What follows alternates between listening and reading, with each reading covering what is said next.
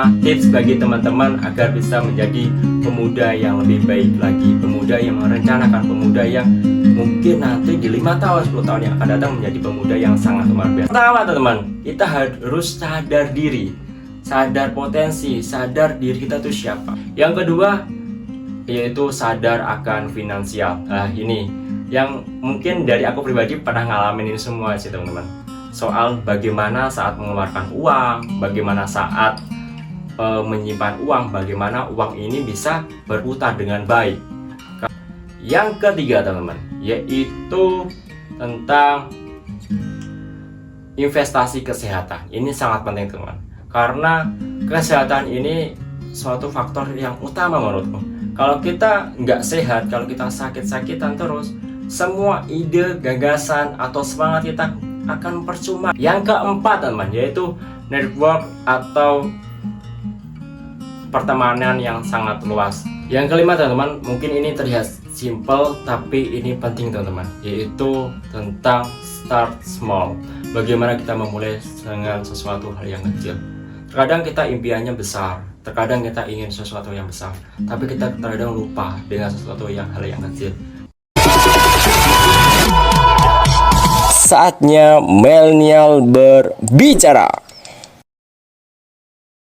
Kita terkadang nggak sadar masa muda ini masa yang sangat penting teman-teman, karena waktu itu nggak bisa diulang lagi. Nanti penyesalan itu biasanya datang bukan di awal tapi di akhir.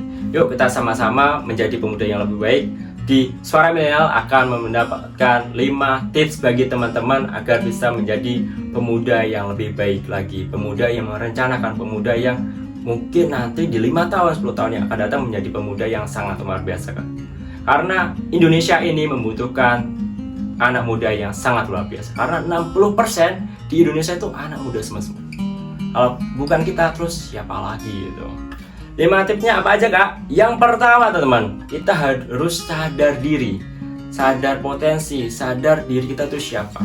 Terkadang kita terlalu ngeluh, aku tuh anak orang nggak punya kok, aku tuh nggak kuliah kok, aku tuh nggak punya ini kok, aku tuh nggak punya ini kok. Jangan gitu teman.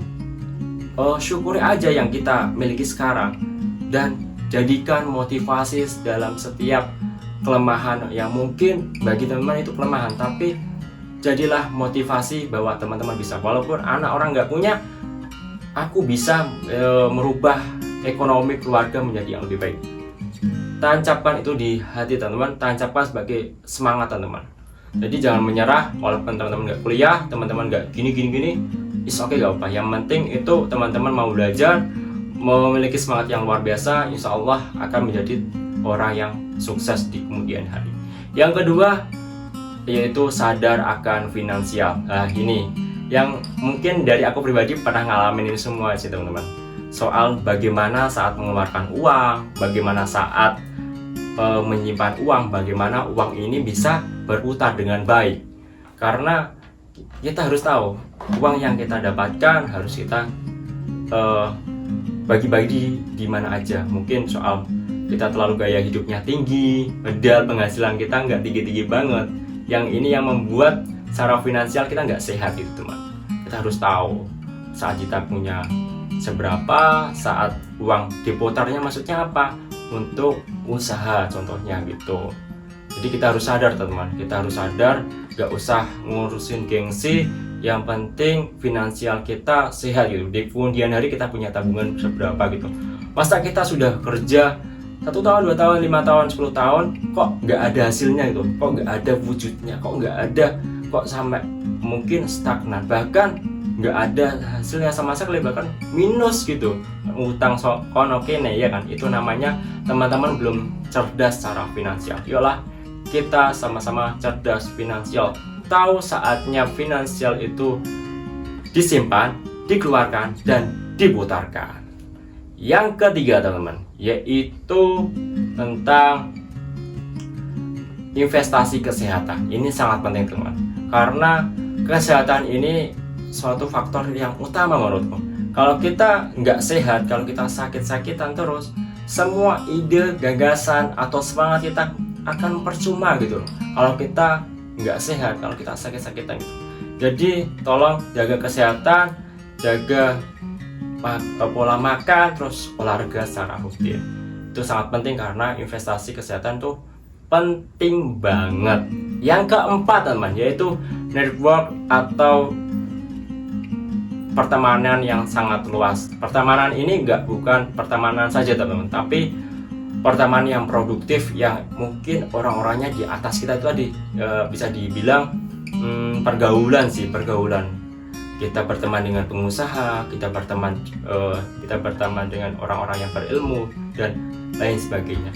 Cari networking yang mungkin itu menjadi teman-teman jadi pribadi yang sangat luar biasa, yang mungkin penghasilannya di atas kita, secara keilmuan di atas kita, biar apa kita terus semangat, terus belajar, terus menjadi anak muda yang lebih baik lagi. Kalau kita berteman dengan orang-orang di bawah kita akan merasa nyaman, kita merasa lebih dari mereka. Karena dunia ini luas teman-teman, banyak orang-orang hebat di luar sana. Yaudah kita sama-sama membuat networking yang sangat luar biasa. Itu sangat penting sekali.